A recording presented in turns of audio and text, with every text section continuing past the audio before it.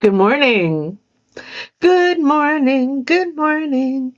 Janice is here. Good morning. Doug is here. Good morning. Cindy is here. Good morning. Letty is here. Good morning. Evelyn, good morning. Diane, good morning. Good morning. Good morning, everyone. Good morning. So, it's been a really busy week. It has. Um, so I don't really have a firm structure. Capricia's here. Good morning. Um, but I thought what we could do is I could digitize some lettering, talk through it. You could pop off questions, and we'll do some lettering. What do you say? All right. Oh, look, Linda. Good morning. Good morning. Good morning. Da da da da da da da da da da. I know. Saturday morning coffee. Maybe too much coffee. Oh, good morning. Okay, so like I said, lettering. I'm going to go ahead and pop up my screen here. Add to scene. There we are. I went ahead and pulled in Angela. Good morning. I went ahead and pulled in a couple of TTF true type fonts. Um, just the images, obviously. Um, One is kind of scripty, the other one is just a nice uh, block font. So we're going to start here. When you bring a font image, when you bring a lettering image into software, the first thing, Barb, good morning. The first thing you want to do is you want to size it to the size you want to digitize it. This box represents a 7 millimeter, uh, 7 millimeter tall. Okay. And I've placed this box, I have sized my lettering for the smallest letters. My smallest letters need to be 7 millimeters. So I placed this box over my lettering to indicate where my 7 millimeters is. You can size down to a 5, you can size up, but it's easier to start, to have a firm start point. I've done the same thing with this block font down here. This is a 7 millimeter box. It's sizing 7 millimeters for my shortest letters. Okay. You guys are all amazing. Um, so one of the things you want to remember about lettering is you want to think, how would you write this letter? Yes, Doug, the lowercase letters you want to size. If you want a 7 millimeter font, you want to digitize to the shortest letters. In this case, that would be the E and the R, V, O, for example. Evelyn's chasing the dog. I have one up in the window. So one of the things you want to remember when you're digitizing lettering is you want to think, how would you write this letter? For example, this T, I would do my downstroke and then I would come over the top. The H, my downstroke, and then the little humpy. The E from the middle out. So you want to think, how would you write this letter? Okay, so you've got that firmly fixed in your head. I like to work at a larger screen size. And with experience, you will understand, you will see it in your mind's eye how this letter is going to work at 7 millimeters. I'm going to pick up my satin tool.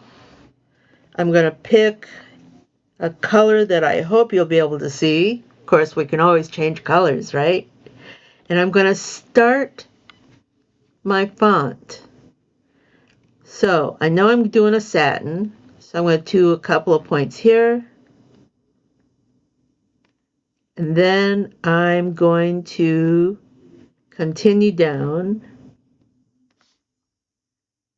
Those of you that are taking my class, we're going to get into this pretty deep on Wednesday. Did you see how that didn't work? So I'm going to backspace. And then I'm going to just do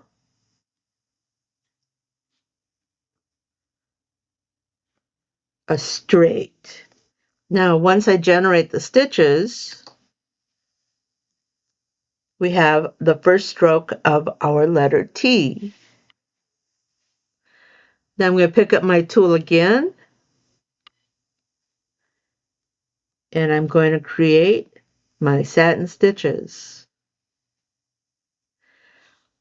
I don't know if you can see it, but when you make a satin stitch, in Willcom anyways, it will tell you the distance from your first point to your second point. And as long as the body of that element is at least 1 millimeter, you can create a satin. It will get smaller as you get to the point, and then you will generate your stitches. This one's a little tricky because, yes, I want to do this part of the H first. If I were writing with a pen, I would want to do this part of the H first and then come up. But if I do that in thread, this part of the thread is going to lay on top of the back of my letter H. I don't want that. What I want to do is I want to create a piece here that's going to go in the same direction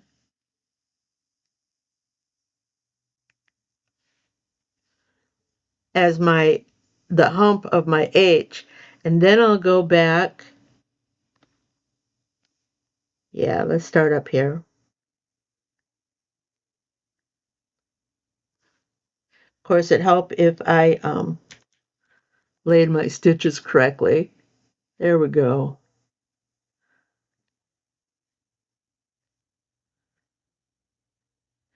And the reason we laid that piece in there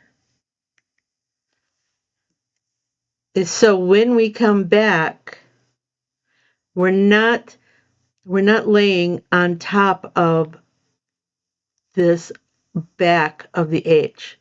We're going to now pick up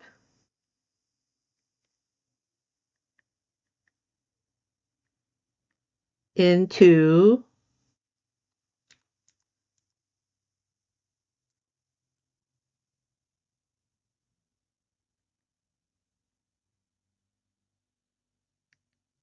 and we stopped here because it's difficult to make this hard turn. So we're just going to stop and start over to get that hard turn.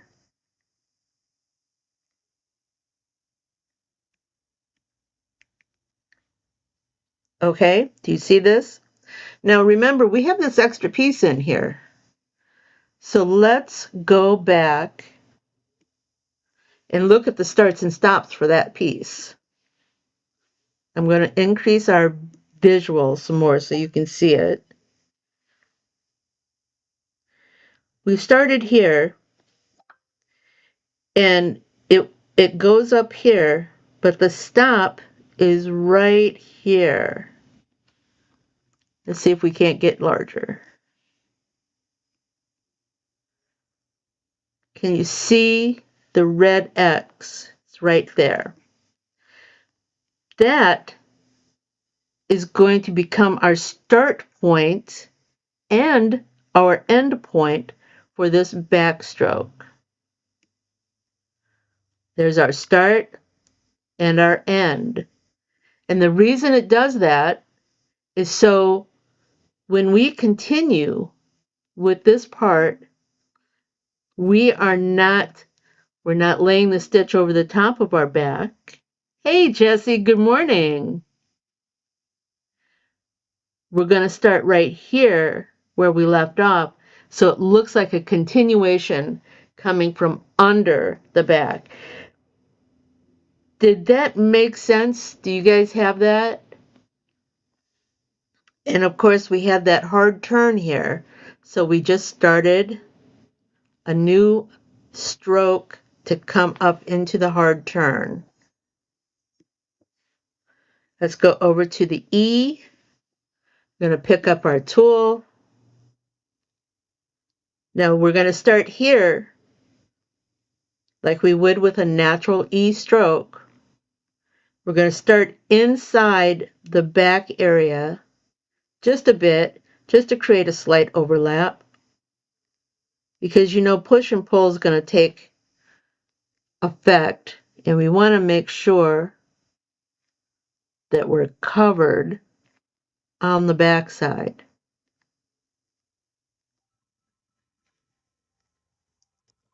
Sorry about that. Guess I should learn to turn the phone off, huh?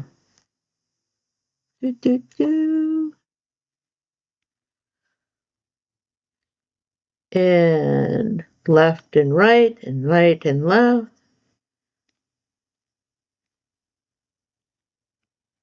And generate our stitches. All right. So we now have the word the. Before we go forward, and whether you do it in sections or whether you do it at the end, it's totally up to you. Digitizer's choice. You want to go through and you want to double check your underlay, and you want to double check your stitch density. What else do you want to check? You want to check your density. You want to check your starts and stops. So first thing we're going to do is we're going to select all of our stitches. We're going to go look at our underlay. It says zigzag, and that's fine, but I prefer to use a center run stitch for pieces that are this narrow. Doug's going to say you should use an edge run underlay. Well, if we use an edge run underlay, let's go look at this. There we are. Let's hide our image here. If we use an edge run underlay, here's our center run.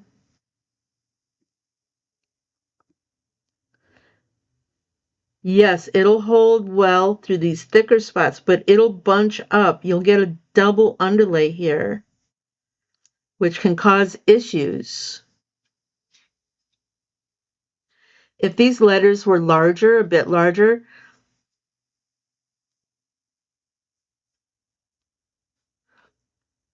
Letty's got a question here. Let me just finish this thought and we'll go on to her question.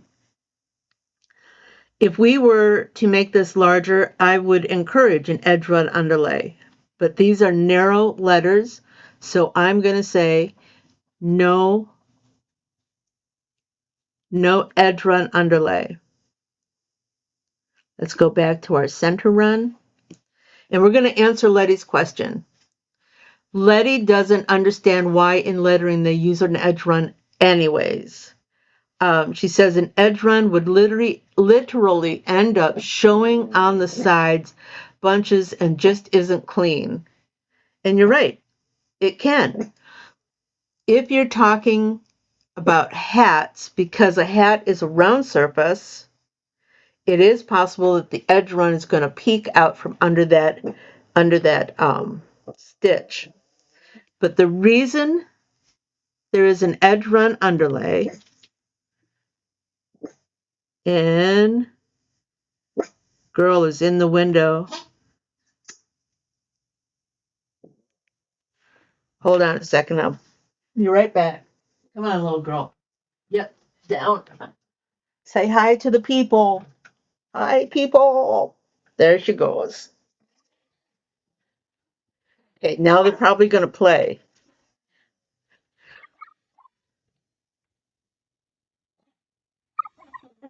Come on, girls, go play somewhere else. Sorry, I should mute.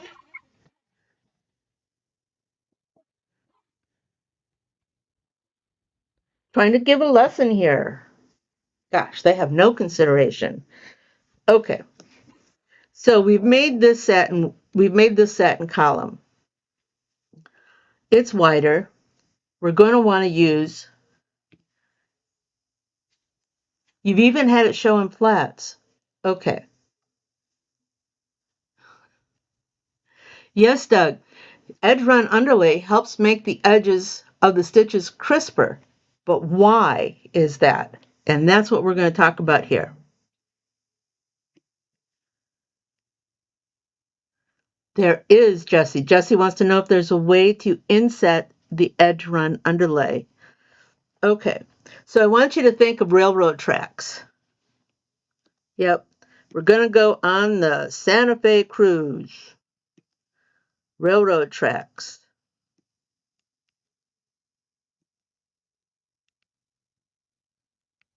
Of course, my ties, isn't that what they're called? Railroad ties. Oh, for crying out loud. Are a bit staggered.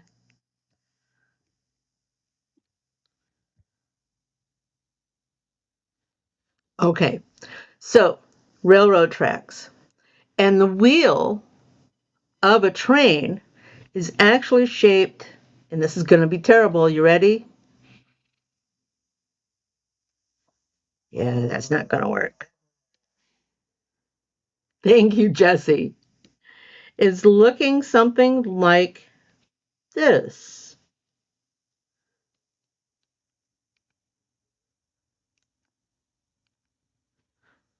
All right. And that's so that this portion of the wheel rides on the track. You have this one, and then on the other side of the train, you have another one. And the pressure of the wheels riding over the edge on the tracks holds the wheels in place. That's exactly what's happening with an edge run underlay. An edge run underlay is going to work like those railroad tracks. Designed to hold this portion of your stitch on the tracks to give it that nice straight, not necessarily straight, because if it's a curve, it's a curve, but to give that nice crisp edge that Doug was talking about. All right, does that make sense? If, let me get rid of my nice straight lines here. If you are concerned that your edge run underlay is going to pop out from under your stitches, in the settings of underlay, there we go, underlay, you can set the margins. It defaults to a 0.35 margin. That's this space right here, between this edge and here. But you can set it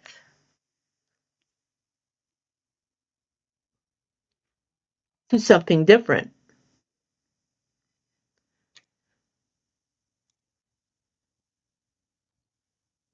And now I've set it at a 0.5, which is a half a millimeter that comes in. Just be aware that with push and pull, it might narrow your satin a little bit. Do some experiments. um, set up some columns, set up some different underlays, run them, and see how it looks. Make a decision as to how you want to run your underlay under satins for what you do. All right. Let's go ahead and get all of this and delete it.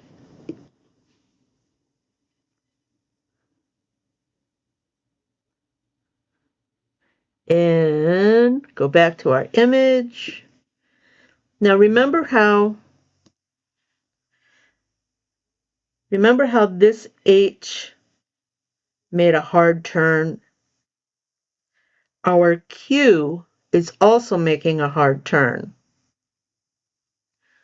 So we're going to pick up our tool, and we can start here or we can start there.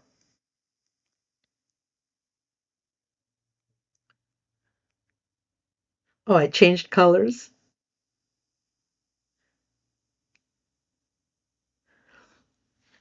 Yeah, Jesse, never, take a look at your settings and play with them.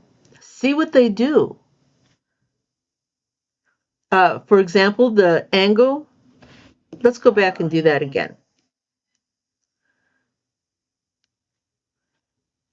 I made some changes to my Wacom pen, and I'm still getting used to them. Okay, so it defaults to the zigzag. I'm going to change it to an edge run. And at the stitch angle of my underlay, where'd it go? The stitch angle of my underlay said 90 degrees, which is exactly what I want. Stitch length, margins. We want a stitch angle of 90 degrees because we want it to be parallel to our edge. But like I was saying, just go in, make a little sample, copy and paste it, and with each one, do a different setting so that you can see what those changes are.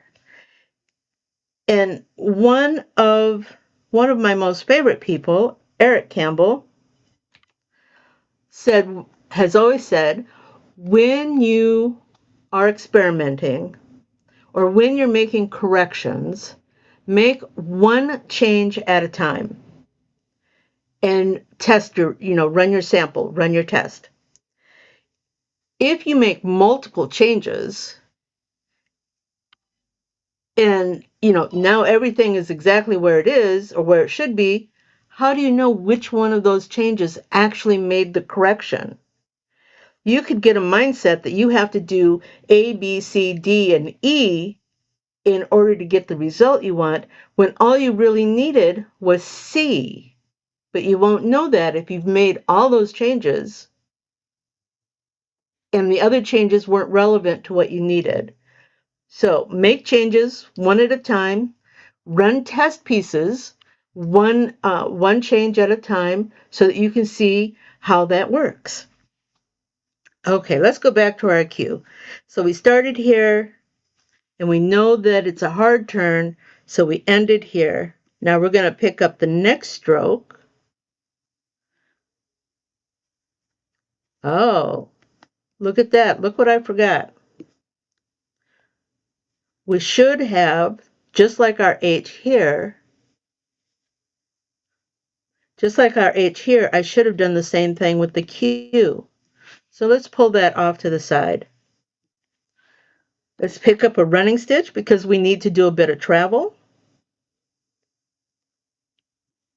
We need to travel from here to this point, and then we need to make that little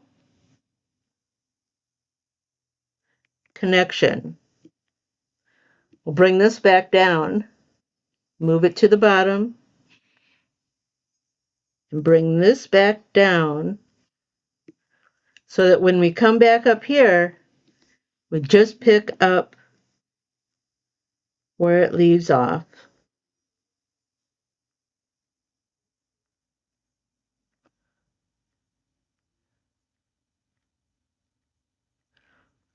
For the most part, and I'm sorry I didn't address this with our word duh. For the most part, I like using, hey Debbie, good to see you. For the most part, I like using the default compensation, but there are times that you have to use compensation. For example, let's say we are using a standard font in our software, an ESA font. ESA font. And that font is fairly narrow. Let's find a narrow font. Here's a narrow font.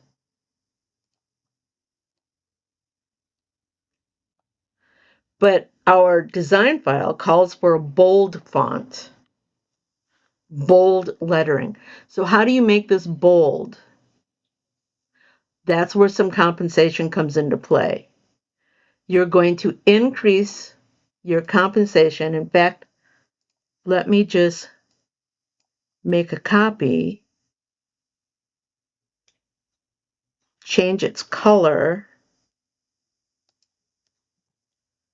and we're going to increase our compensation on this one. Let's increase it to 40. Now it's bold. How bold? Well, let's put this one on top. On top, I said. Now you can see how much more,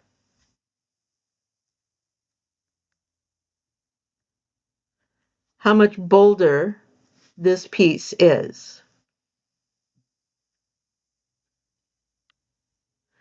Okay? Now we've made this bolder, but our underlay, I'm going to make it a dark color again. That's not the one I want to make dark. And then we come up here. Our underlay does not adjust for that boldness. Our underlay, which is supposed to be 0.35 in our margin, is more than 0.35. Not by much, 0.37. But if we want to maintain that edge run underlay, we can again change the margin, make the margin smaller.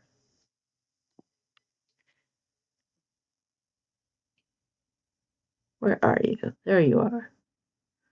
Make the margin smaller. Now that was too small. It popped outside my stitches. There we go. That's better. So here's the edge of my stitch. This is my edge run underlay. The compensation, the pull is going to make it narrower. And as long as it's riding the rails, we'll have a nice clean edge. Doug's also saying that he reduces his density on small text to give the thread more room. Yes, I agree. But I'm gonna add something to that thought, Doug. Thread, 40 weight thread, does not change size. If you're making an 8-inch tall letter using 40 weight thread, that 40 weight thread is going to be the same size through the whole thing. If you take that 8-inch tall letter and you bring it down to 1 inch, yes, you'll have fewer stitches, but the 40 weight thread is still the same size. It does not change size. Now, Doug says that he reduces his density on small text, but you have to clarify what is defined as small text. In my digitizing world, anything 4 millimeters and taller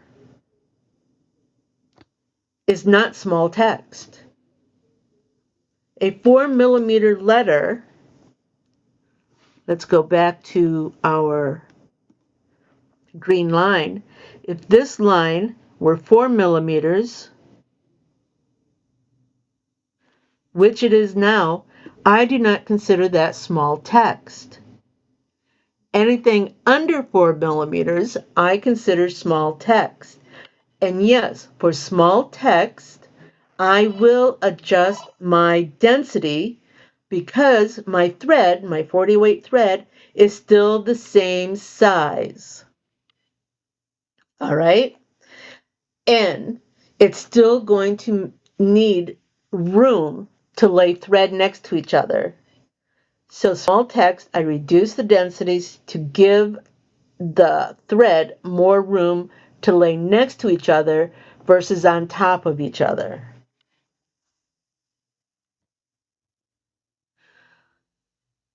Doug, I pretty much work digitizing in millimeters. The only time I go back to imperial to inches is when I'm sizing things and somebody says they need something at a 1/4 inch or they need something at 7/16, which requires math, and I would rather work in just simple millimeters. Let me take this back up to 7. All right. So let's see. Shall we jump down here? Oh my goodness, we're running over. Are you guys all okay with that if we run over for a little bit?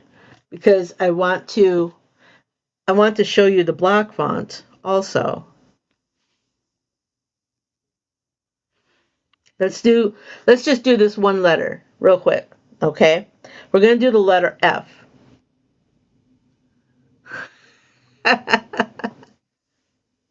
Cindy, you're so funny. No problem. Thank you, Evelyn. So we're going to do this letter F. I'm going to pick up my tool and I'm going to start up here.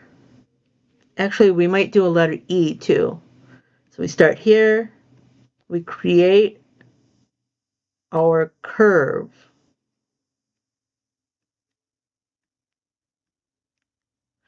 And we enter.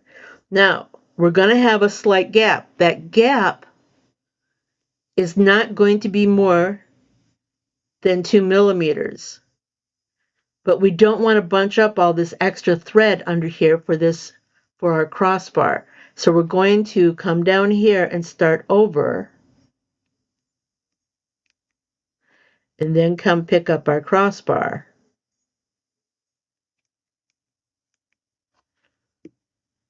And again, I did that because I didn't want all this extra thread under here. Okay? Now, I want to show you something with an E. This E ends here.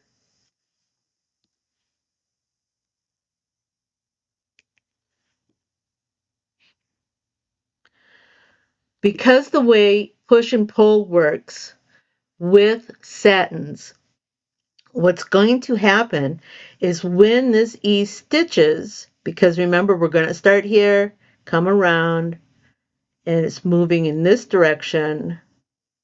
When this E pushes, it's going to push up, depending on the size, approximately 1 to 3 stitches.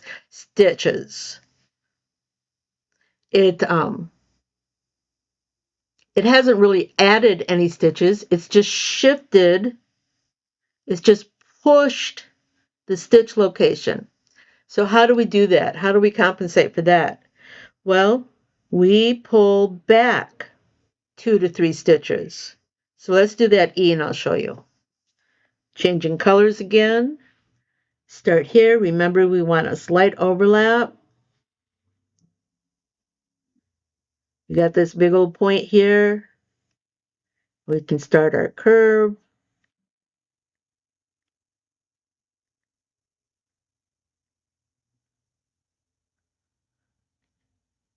And I'm going to go all the way to the end. All right, so When this actually stitches, yeah, I don't want to do that. When this actually stitches, it will stitch about out to here. Well, that's too close. That does not define our E. So I'm going to take this back, and I enlarged my mouse pointer for your benefit, and now I can't see any detail. I'm going to take these back approximately 2 to 3 stitches so that when it does push forward, it pushes out to this edge. Okay, does that make sense? Anytime you have a letter that is going to end, it's going to push forward. Depending on the direction, it may push up. So while we're here, maybe we should talk about that a little bit. We want to make sure, let's see if I've got one here.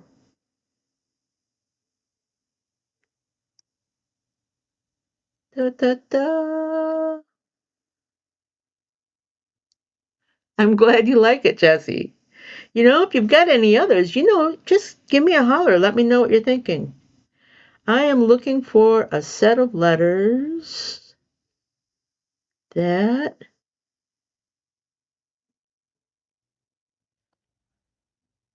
I need an uppercase E here. All right, we're just going to cheat. Hold on. I know what letters I want to see. I want to see an uppercase E, the letter N,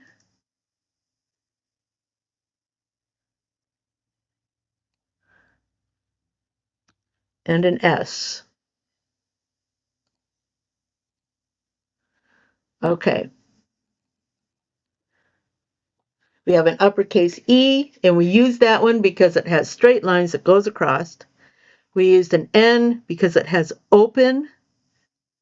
open area here. We use the letter S because we need to account for the visual appearance of letters that have upper and lower curves. I'm going to put some guidelines here. Well, actually, I want to put it here. And I want to put it here. I want one here also because for the S. Okay. So we're fairly confident that the only thing that's going to happen to the upper part of our E and the lower part of our E is that compensation is going to pull it in slightly once it stitches. I'll break these apart. Once it stitches, it's going to pull it in. So it might be just a hair shorter than what we digitized for it. In the same vein, it's going to be our satin columns are going to be just a hair longer. Okay, we're good with that. We know that, come along, I want more. There we go. We know that anything that has an upper curve and a lower curve needs to be above the baseline or below the baseline because your eye is automatically going to reduce its size. But we still have push and pull. So again, it's going to make it slightly narrower and it's going to push these ends out. So what do we want to do?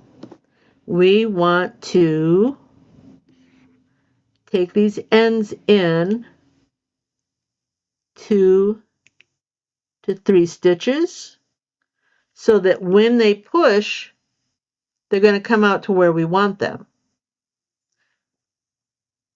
Again, our letter N has a humpy up here, and that's good, but it also has a straight column and a lower column. We know that if we leave this column the way it is, it's actually going to push down below our baseline. And over here, come along, little doggy. And over here, it's going to push up over our baseline. And we don't want that. So how do we compensate for that? We take the letter and we pull back that leg approximately 2 stitches. Don't forget the other one. 2 stitches. This one here needs to come down approximately 2 stitches. And that is because we know that when these letters stitch, it's going to pull down in this direction and push up in this direction. We know that this is going to pull down in this direction. We know that the S is going to move in this direction. We want our letters to land where we want our letters to land. We don't want them to look oversized or out of correct proportion. So that is the last part of what I wanted to talk about. See you, Cindy. Bye. What timing? So yeah, I think that covers lettering. All right. Let me remove you and bring myself back up. Again, if you have any questions at all, don't ever hesitate to ask. I'll help you any way I can. I do need to mention that next week is kind of up in the air. I don't know if there, in fact, I really should just say there won't be. My brother is having a serious, you're welcome, thank you. Evelyn, you have any questions, just give me a holler. My brother is having a fairly serious surgery next Thursday. It's about an hour and a half. The hospital is an hour and a half from where we live, so driving up there. And of course, you know, if something does not go in the direction the doctors are hoping for, I'm going to want to be there. So let's just say right now, there will not be a coffee and conversation next week. All right? But let's plan for after that. You guys have any suggestions? Just send me an email. Thank you, Jessie. We will. I know. Thank you, Angela. Everybody keep good, strong thoughts. We need it. We need all of it. All right. So I'm going to say goodbye. I want to thank you all for being here. Give me a holler if you have any questions. And good thoughts for next week. Thank you. Bye now. Fun? Do you have more questions? Do you want to learn something new? Join me at quicktostitch.com for coffee and conversation, and we'll talk about it. Embroidery machines, designs, and business. Hope to see you soon.